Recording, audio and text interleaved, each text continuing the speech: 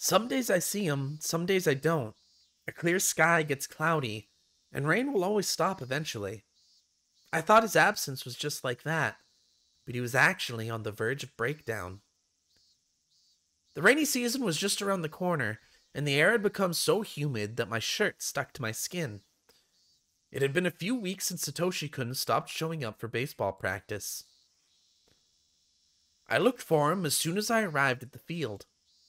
He's not here yet. Did I get here too early? I want to see him playing in the field right when I get here. I had started arriving late because of those feelings. I prefer Mion.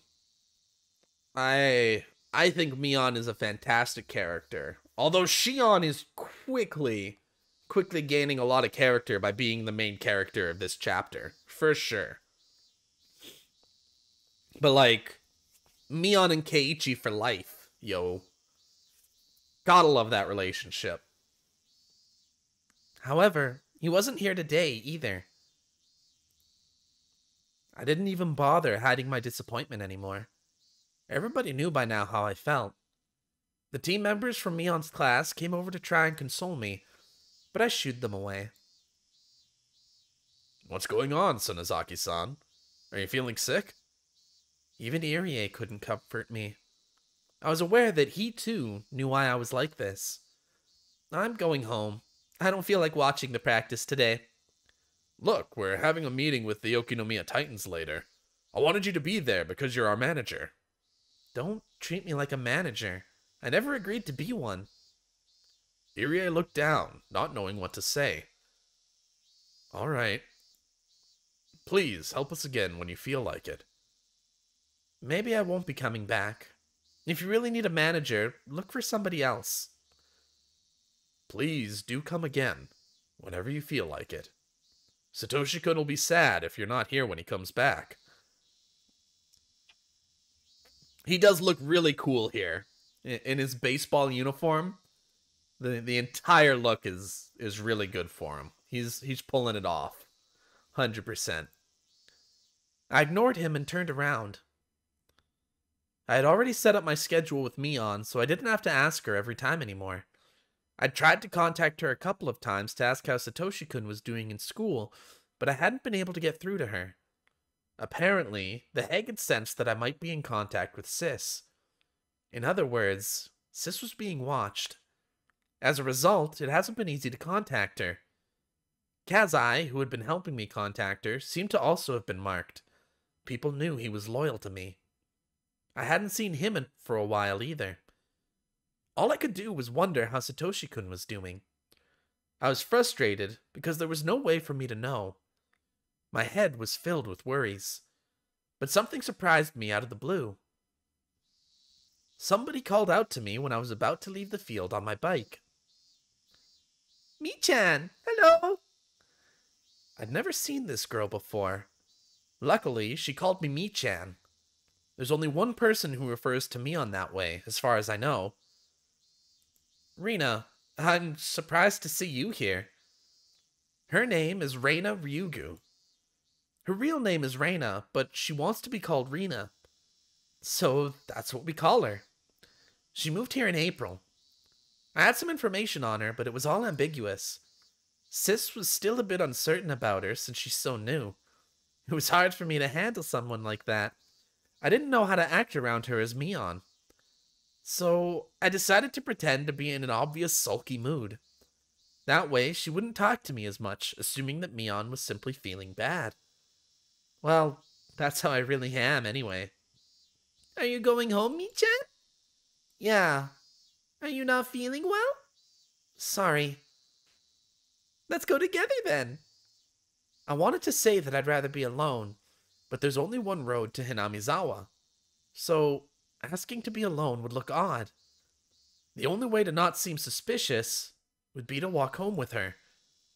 Yeah, let's go. Rena quietly nodded. I unlocked my bike. Mi-chan, do you have an umbrella? Nope. It might rain soon, so let's hurry a bit since you don't have one. As she predicted, we were attacked by pouring rain on our way. We ended up taking shelter in a small shack in front of a bus stop. It's pouring. It doesn't look like it's going to last long since the sky over there is clear. Yeah. I heard the sound of the rain pattering on the rooftop and the raindrops jumping into puddles. It sounded loud, but it made me feel strangely calm. I zoned out for a moment. Then Rena talked to me while looking up at the rainy sky. I was worried about you, 'cause you look so down. All the baseball team members knew I was depressed because I hadn't seen Satoshi-kun recently. Most of them attended the school in Hinamizawa, so it wasn't surprising that she knew as well. I hadn't been able to contact Sis these past few weeks, but I was sure she had an idea of how I felt about Satoshi-kun and how I would feel if he didn't come to his baseball practice. Sis was probably pretending to act a little depressed during her day-to-day in Hinamizawa to avoid creating a big gap between our moods. But neither of us knew the details about the other right now, so she wouldn't be able to answer if others asked her what was wrong. She'd only be able to say to leave me alone. That might lead more people to become worried. Rena must have thought Mion was depressed. That must be why she came all the way to see me. She must have known what was going on, because she knew that I was at the baseball field. Do you feel lonely because Satoshi-kun is avoiding us? Having deduced what had been going on with Satoshi-kun from what she just said, he'd been distancing himself from others lately because of his exhaustion. That's what it sounded like, at least. He looked like he was very worried about Sadako-chan. I think he's really on edge. I feel bad for him. He really cares about his sister. He has a lot of courage. What I'd said sounded hollow, as I knew too well how much of a burden Sadako had become. But I think you'd feel even worse if you looked that depressed. I think. I don't want that. I know. But if you really don't, then you need to smile for him. Otherwise, he might really feel cornered. I know you're strong. You can smile even if it's just pretend. So I want you to smile no matter what. You know that lies can become true sometimes. What she was saying, in a nutshell, was this. Both Satoshi-kun and Sadako were totally wiped out. If Mion was also depressed, even though she's the sort of person who usually lightens the mood, their situation would be stuck in a vicious cycle. Rena sounded more like she was trying to give me advice than trying to console me. She must be more mature than she looks. Sis told me that she was a funny girl with a few bad habits, but she seemed to have another, very mature side to her. Do you love Satoshi-kun? Yeah. Though I shouldn't have told her that, I immediately responded. In that case, why don't you smile? Rena smiled herself. I believe Satoshi-kun will feel better if he sees you smile. I know you feel powerless now, but your smile will give him strength. I know what you're saying, but it's not that easy. Rena giggled and nodded. He'll come back after he's done with his part-time job. His part-time job? I almost asked that question, but I managed to stop myself. From the tone of Rena's voice, it sounded like it was something everyone knew. His part-time job, huh? I wonder when it'll end. Until he has enough money, I guess. But he'll finish by Sadako-chan's birthday at the latest. I tried to figure out what was going on from what she said. I had to listen very carefully to uncover the whole picture. Satoshi-kun seemed to be working in order to make some money. I don't think it's easy to find a job when you're still in school. Sis might have had something to do with it. His job only seemed temporary, and it seemed to have something to do with Sadako's birthday. It wasn't that difficult to figure out. Satoshi was working and saving up to buy his little sister something expensive for her birthday. He was trying to comfort her. Even though he was so torn up himself. Sadako again. Satoshi-kun was already worn out because of her, and he was now working for her sake, even though he was exhausted. How stupid. It would be easier for him to just forget about Sadako.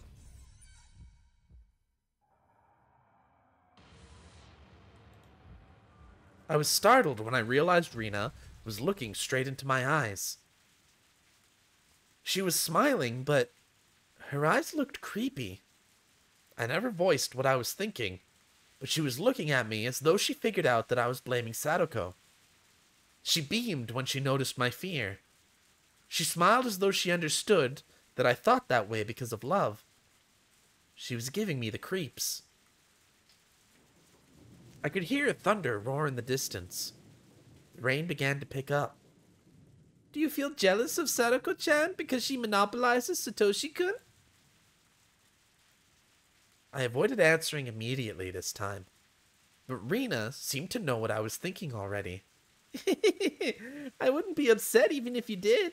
That's just how it is when you're in love. Thanks.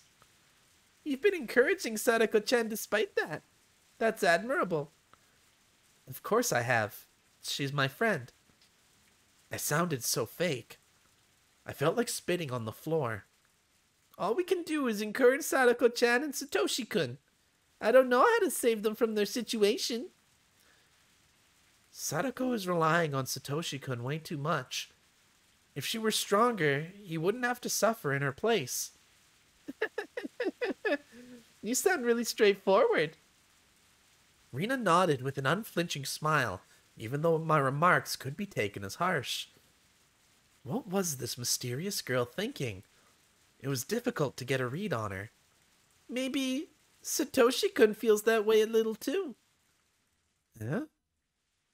Rena kept smiling, but her smile looked strangely cold. I think he's tired of protecting Sadako-chan, and he's aware of that.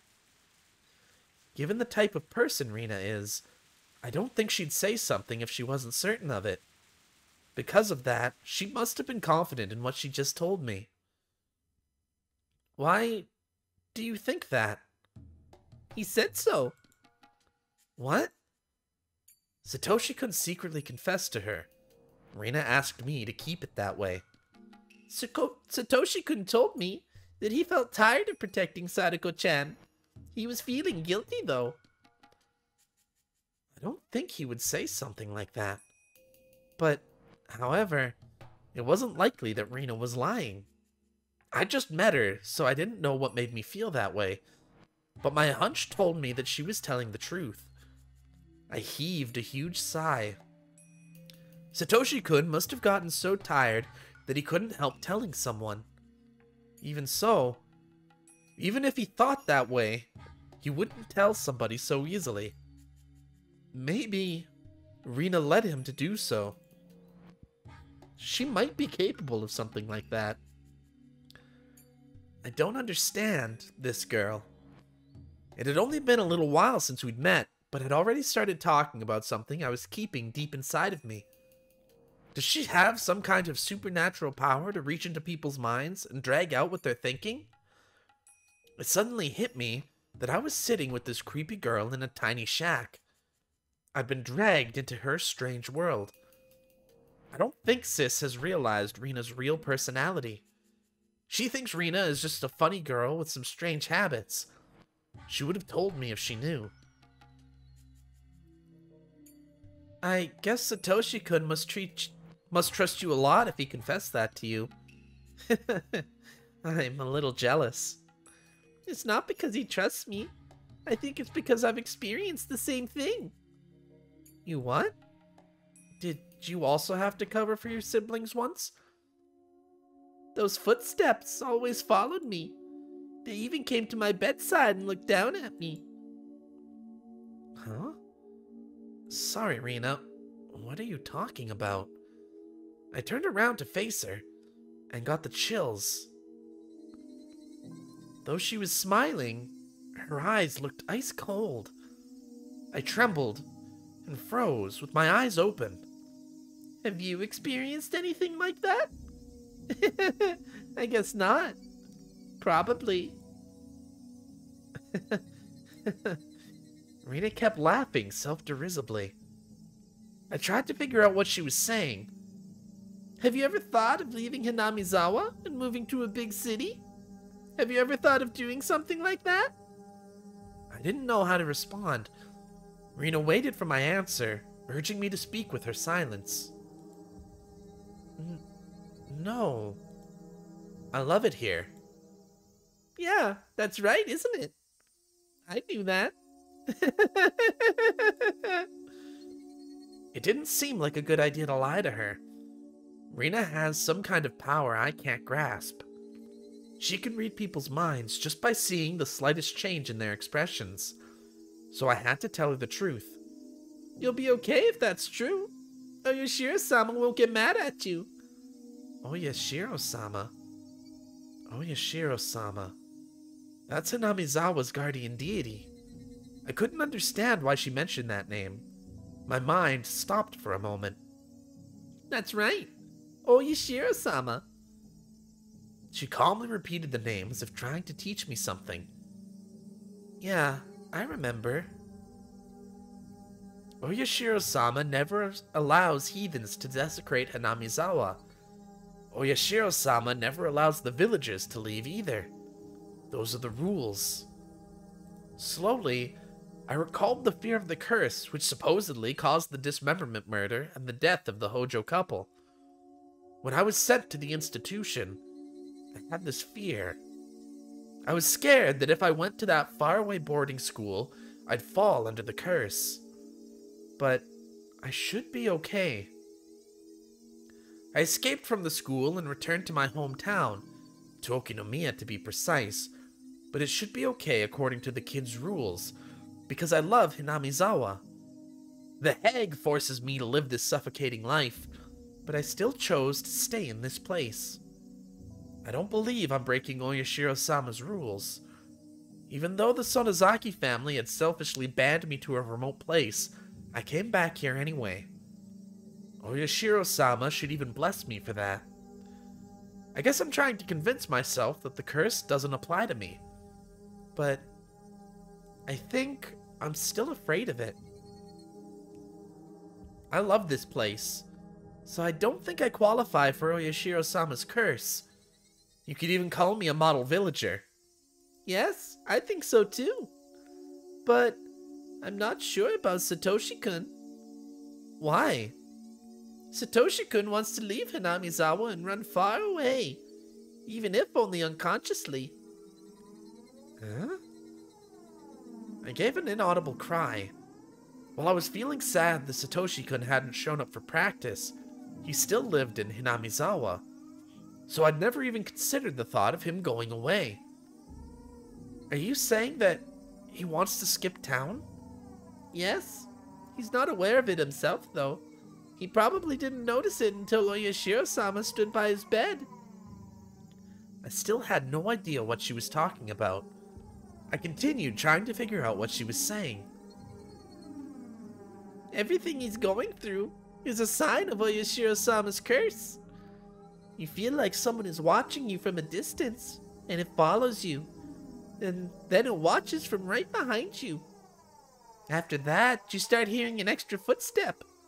It only happens outside at first, but you start hearing it even inside your house after a while. Then, Oyashiro-sama keeps watching you even when you're sleeping in the dark, right by your side, waiting silently for you to admit your sin. Satoshi-kun told me he was having nightmares at first, so I asked him what kind of dreams he was having. And those dreams he was having, as it turned out, were just like mine. I warned him that the presence would become bigger. He'd hear an extra footstep and feel the presence watching him in his sleep. I told him to come to me if that ever happened.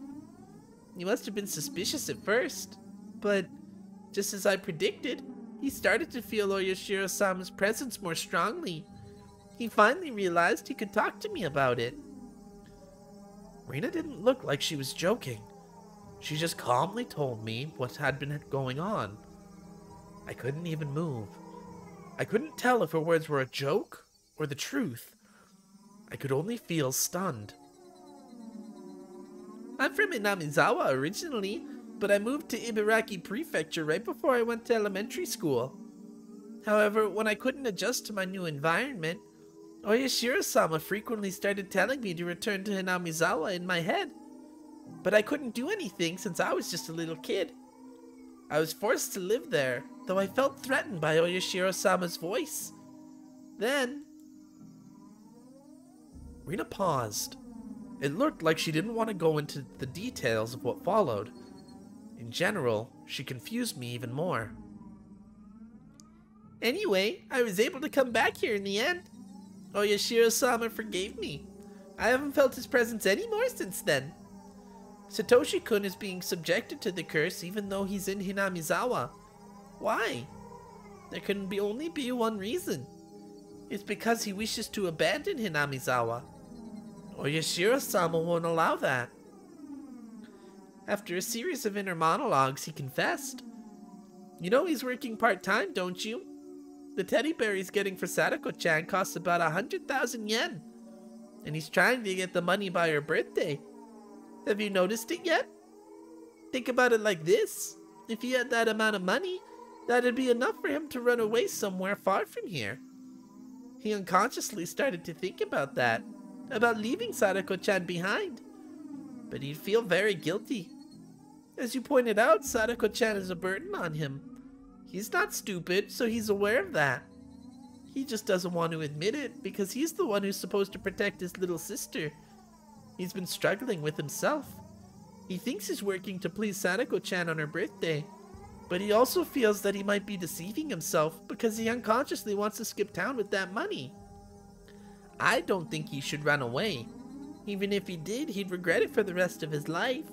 Oyashiro-sama knows that. That's why Oyashiro-sama is trying to warn him. I hope Satoshi-kun stops thinking of abandoning Sadako-chan. He's working hard to make it to Sadako-chan's birthday, which is a couple of days after the Watanagashi festival. He's pushing himself too hard. He believes it'll end when Sadako-chan's birthday comes. The curse keeps cautioning him, while he tries to figure out whether he should leave or continue protecting her. The torrential rain didn't seem to want to stop. It kept pouring down on the galvanized iron roof, producing a loud noise. Yet in the shack, it fell completely silent. What the hell was Rena talking about? I couldn't grasp even half of what she was saying. The only thing I had figured out is that Satoshi-kun was struggling, confused, and in lots of pain. He's suffering from Oyashiro-sama's curse? And Rena has experienced that before? The Watanagashi festival was right around the corner. Oyashiro-sama's curse had struck 3 years in a row. There was no guarantee that it wouldn't strike a fourth time. Satoshi-kun was subject to Oyashiro-sama's curse even now? Was he going to skip town? Was he going to be the next victim of Oyashiro-sama's curse? Either way, he might disappear forever. Could I do something to prevent it?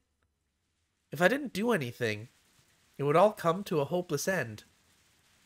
And I started feeling a sense of dread. I didn't buy the crazy story Rena told me, but if something really was happening to Satoshi-kun, which might bring about some kind of an end, I couldn't help feeling scared. It's true, isn't it? My instinct is always correct. I decided to contact Mion despite the danger. Mion got upset at first, but she had to listen to me. Sis, what's going on with Satoshi-kun? He looks really stressed out. I can't even talk to him. What do you mean? You don't know what's going on because you can't talk to him? Sorry. Sis, give me another chance to trade spots again. That's fine, but I'm kind of busy lately attending meetings for the festival. What are you planning to do? Another part-time job? I'm going to your school.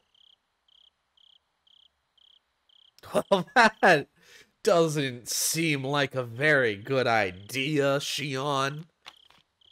That doesn't seem like a very good idea at all. Ooh, more notebook pages.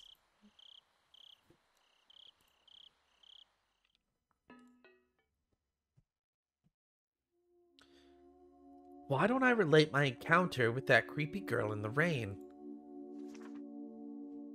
Her name is Rena Ryugu. Her real first name is Rena. I have no idea what kind of girl she really is. One thing is certain, she has no relation to the Sonozaki family. She has no relation to the three families as a whole, either. The Ryugu family used to live in Hinamizawa, but then they moved to Ibaraki. That was before she went to elementary school. They returned to Hinamizawa some years later. Rena Ryugu said she came back because Oyashiro-sama told her to. I don't know what that means. She said it was the curse of Oyashiro-sama, that Oyashiro-sama had stalked her. I think that was probably a hallucination, but Satoshi-kun had been interested in that experience. She said that Satoshi-kun was also experiencing Oyashiro-sama's curse. Satoshi-kun told her that he was being followed by some unknown existence. He was surprised to learn that Rena had the same experience before. What is Oyashiro-sama's curse? Why did Rena and Satoshi-kun have a similar experience? I believe that means that somebody put them under surveillance. Somebody must be spying on the next victim of the curse. Since Rena and Satoshi-kun both blindly believed in Oyashiro-sama's curse, they interpreted it as Oyashiro-sama's presence. If paranoia kicked in, they'd feel as if they were experiencing paranormal phenomena. Judging from what Rena said, it seems that Satoshi-kun had been put on surveillance since long before Watanagashi. So, one question comes to mind. Why were they watching Rena? I'm assuming that this surveillance was placed on a victim-to-be of that year. If so, I don't understand why Rena went through it. Why did they watch her, even though she was living so far away? If she was considered somebody who abandoned the village, I could understand. But she didn't fall victim in the end. Maybe she was forgiven because she came back to Hinamizawa. I guess she still knows something I don't. Yeah, it certainly looks that way. Satoshi-kun looked terrible. When he went home, he had to mediate a fight between Sadako and their aunt. He became mentally exhausted. He went to work every day. He became physically exhausted. He no longer communicated with his classmates. He's either slept on his desk or has gone somewhere during lunch break. He used to be really gentle. It was painful to see him suffering like that. On top of all that, he was dealing with the curse of Oyashiro-sama. He must have been completely, totally, and absolutely exhausted. That curse was a form of surveillance by those planning to victimize Satoshi-kun that year. That means that the other victim was in the same situation. Satoshi-kun's aunt had also been watched. Did she notice any presence? What about the others? Did the victims of the previous incidents also experience it? I need to investigate the facts in order to prove the curse on Satoshi-kun was actually just surveillance. Is it surveillance, paranoia, or really the curse? Ooh, things are getting spicy. Detective Shion is on the case. Oh, I love Rena. Rena has been so good. She's just been so good. Every time she shows up in a chapter, shit gets fucking good.